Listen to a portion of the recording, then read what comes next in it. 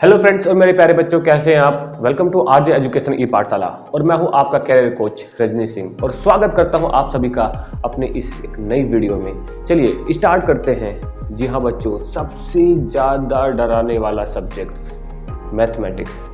बच्चे पूरे साल मेहनत करते हैं और लास्ट मोमेंट में आने के बाद ये सोचते हैं कि हमने ऐसे एग्जाम में क्या गलती कर दी थी जो हमारे अच्छे स्कोर नहीं हो पा रहा है। और उनके पेरेंट्स और बच्चे अपने आप को एक ऐसी सिचुएशन में पाते हैं जहां उनको ये समझ में नहीं आता है कि करना क्या है। तो चलिए आज हम बात करेंगे इस वीडियो में ऐसी कुछ छोटी छोटी टिप्स की जहां जिन बातों का ध्यान रख के आप अपने फाइनल जो प्रिपरेशन चल रही है मैथमेटिक्स एग्जाम के लिए उसमें आप अच्छा स्कोर कर सकते हैं। टिप्स नंबर 1, अगर आपने थ्रू आउट ईयर जब आपने आपकी जो क्लास थी वो स्टार्ट हो रही थी, आपका जो ईयर स्टार्ट हो रहा था, जो भी एकेडमिक ईयर से या किसी आप कॉम्पिटिशन के लिए मैथमेटिक्स के लिए प्रिपरेशन कर रहे हैं, तो आपने जो पैटर्न स्टार्टिंग से, जैसे कुछ बच्चे लास्ट में आने के बाद सैंपल पेपर करते हैं, ठीक है, तो वो पैटर्न को शुरू से करते हैं या अपने प्री स्कूल के प्री बोर्ड एग्जाम्स देते हैं या अपने जो कोचिंग से या अपने जो भी ट्यूशन से जहाँ पढ़ते हैं वो लोग जो भी वो पेपर शुरू से करते हैं, ठीक है, और कुछ बच्चे लास्ट से करते हैं। बट अक्सर ये देखा गया है अगर आप एग्जाम्स को स्टार्टिंग से करते हैं और लास्ट मोमेंट पे जो फाइनल एग्जाम्स होता है आप और लास्ट से स्टार्ट करते हैं तो काफी डिफरेंस मिल जाता है बच्चों, ठीक है। तो पहली बात ये याद रखना है, अगर आपने कुछ बच्चे अक्सर मुझसे पूछते हैं सर पेपर को स्टार्टिंग से स्टार्ट करें या एंड से स्टार्ट करें, क्योंकि स्टार्टिंग में तो 1 या 2 मार्क्स के क्वेश्चंस होते हैं और एंड तो बच्चों दोनों अच्छा होता है। बट जिस चीज की प्रैक्टिस आपने शुरू से की है आप उसको अपनाइए। ये नहीं कि लास्ट मोमेंट पे आपने चेंज कर दिया, आप स्टार्टिंग से एंड से पेपर स्टार्ट करते थे और लास्ट मोमेंट पे आप आके नहीं चलो हम स्टार्टिंग से करते हैं, ठीक है। तो आपको ये बात का ध्यान रखना है।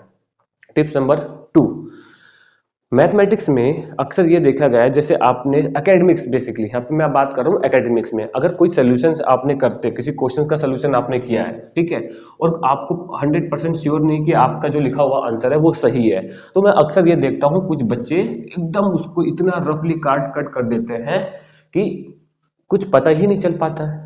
तो याद रखिए बच्चों, अगर आपको ऐसा लगता है कि आपका वो क्वेश्चन गलत है, आप श्योर नहीं है, आप दूसरा आंसर लिखना चाहते हैं, तो उसको केवल एक सिंपली वे में कट कीजिए कि अगर आपने वो कट कर दिया है तो जो आपका जो भी वर्क है वो विजिबल हो। ऐसा क्यों कह रहा हूं मैं, क्योंकि सीबीएसई ये कहती है अगर मान लीजिए वो एग्जामिनर को वो आंसर विजिबल है और भले ही आप अपना आंसर को कर देते हैं और दूसरा आंसर जो लिखा है वो आपने सही नहीं लिखा है, मान कभी कभी होता है ऐसा, तो अगर एग्जामिनर की नजर इस पे पड़ती है और उसको दिखाई दे रहा है कि आपने जो कट किया है और वो सही आंसर है, तो वो एग्जामिनर आपको मार्क्स दे सकता है।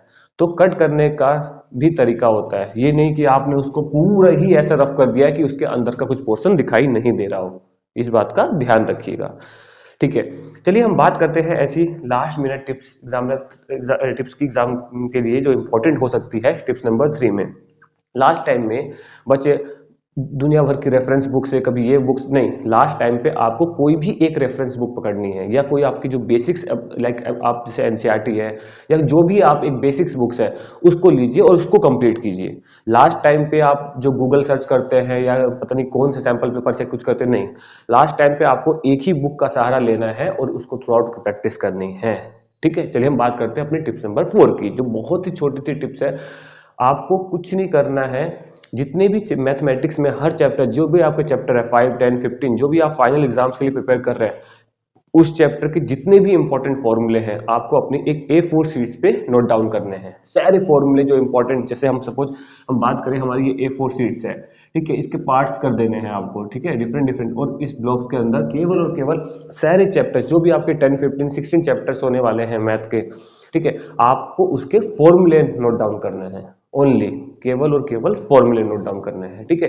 जिससे क्या होगा, अगर आपको वो फॉर्मूले याद रहते हैं, ठीक है, आपका वो थ्योरम या जो भी उसके जो भी रिलेटेड थ्योरम है, आइडेंटिटीज है, फॉर्मूलेज है, याद रहते हैं, तो आप किसी भी क्वेश्चन को इजिली कर पाओगे। लास्ट हम बात करते हैं, लास्ट मिनट पे कुछ बच्चे बहुत पैनिक हो जाते हैं, ठीक है, नहीं पैनिक नहीं होना है। आपको मैथ के लिए, स्पेशली मैथ के लिए अपनी कैलकुलेशन पे काम करना है, ठीक है। आपको क्या करना है, कोई भी एक लास्ट ईयर का सैंपल पेपर पिक कीजिए, उस पेपर को तब तक कीजिए, मतलब एक बार उसको नहीं करना है। और मैं अक्सर देखता हूँ सैंपल पेपर जो 3 आवर्स का होता है, टाइम को सेट करना है आपको।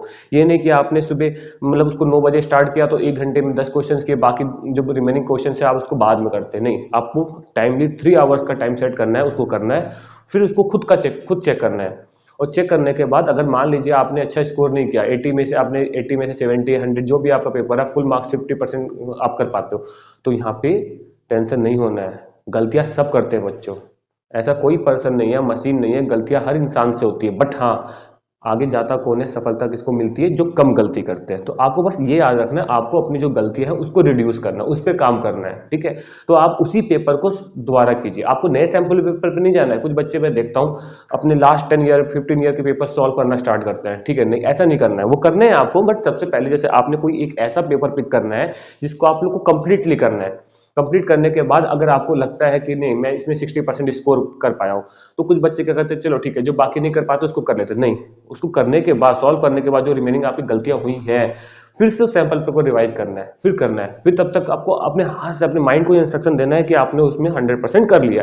सेकंड टाइम्स में भी नहीं आता तो थर्ड टाइम्स कीजिए, फोर्थ, एक ही सैंपल पेपर की अगर फ्रीक्वेंसी आप बढ़ा देते हैं तो आप देखेंगे आपको सारे जो भी आपके जो सब्जेक्ट मैथमेटिक्स सब्जेक्ट है, जितने भी चैप्टर्स है, उसके फॉर्मूले बार बार रिकॉल होंगे, बार बार प्रैक्टिस होंगी। इससे आपका टाइम मैनेजमेंट भी हो जाएगा, क्योंकि आप एक ही पेपर को कर रहे हैं। वो पेपर जैसे फर्स्ट टाइम में 3 आवर्स हुआ, सेकंड टाइम में देखिएगा वो 3 आवर्स से कम टाइम लेगा, ठीक है। इससे क्या होगा ना, आपकी जो टाइम मैनेजमेंट की प्रैक्टिस है वो हो जाएगा, आपके अंदर कॉन्फिडेंस आने लगेगा, आप अपनी मिस्टेक जो थी ना वो फाइंड आउट करने खुद।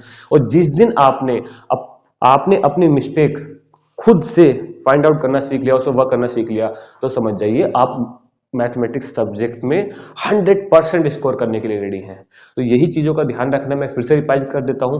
पहली जो टिप्स थी हमारी, पहली टिप्स ये थी कि अगर आपको थ्रू आउट, आपको आपने जो जब आप मैथमेटिक्स स्टार्ट की थी, जहां से भी पेपर, जैसे अगर कुछ बच्चे स्टार्टिंग से पेपर को स्टार्ट करते हैं, एंड से करते हैं, तो आपको वही पैटर्न अपनाना है, एग्जाम टाइम में जाके पैटर्न को चेंज नहीं करना है। सेकेंड इंपॉर्टेंट टिप्स जो मैंने बात करी थी, अगर आपसे कोई गलती हो जाती है तो आप उसको कट को इस तरह से कीजिएगा कि आपका जो लिखा हो वो विजिबल हो, ठीक है। अगर आपने ज्यादा रफली कट किया तो आप विजिबल नहीं हो रहा, तो आपको पता ही है। टिप्स नंबर 3 की मैंने क्या बात करी थी, आपको टिप्स नंबर 3 में कुछ नहीं करना है। टिप्स नंबर 3 में आपको कोई भी एक सिंगल आपको बुक लेनी है उस सब्जेक्ट, मैथ ऑब्वियसली बात है, मैथ की लेनी है और आपको कंप्लीट करना है।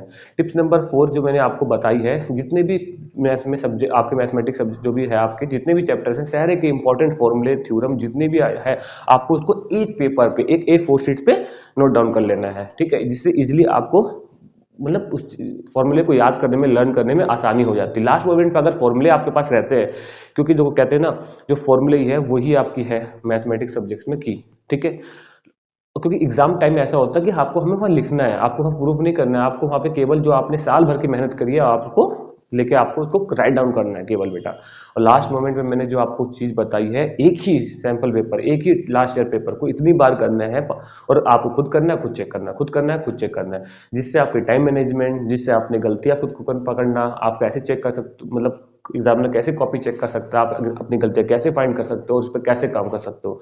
और हाँ, अगर वो पेपर आप कर रहे हो और उसमें आपकी गलतियां होती है, तो तुरंत आपको अपने टीचर्स के साथ नहीं जाना है, पेरेंट्स के साथ नहीं जाना है, आपको खुद गलतियां फाइंड करनी है। और ये वीडियो जो पेरेंट्स देख रहे हैं, मैं उनसे भी बताना चाहता हूँ, अगर आपका बच्चा भी कुछ, जैसे कुछ बच्चे 10th और 12th के हैं, इनके एग्जाम्स चल रहे हैं, प्री बोर्ड चल रहा है, प्री बोर्ड में अक्सर हार्ड मार्किंग चेक होती है, कम मार्क्स आते हैं, बच्चा बहुत मेहनत कर रहा है, तो यहाँ पे ना आप और ना बच्चे दोनों को पैनिक सिचुएशन में आने की कोई भी जरूरत नहीं है। रिलैक्स, गलतियां मैंने अगेन कहा, गलतियां सब करते हैं, बट उस गलतियों को हम कम करेंगे, और जो जितनी कम गलती करता है सफलता उसको 110% मिलती है, ठीक है। जो मैंने बात बताई इस वीडियो में, आप जरूर इसको इंप्लीमेंट कीजिएगा। Thank you for watching this video. आशा करता हूँ ये वीडियो आपको बहुत पसंद आई है। लाइक, कमेंट और शेयर करना ना भूलिए। बाय बाय, मिलते हैं अपने नेक्स्ट वीडियो में।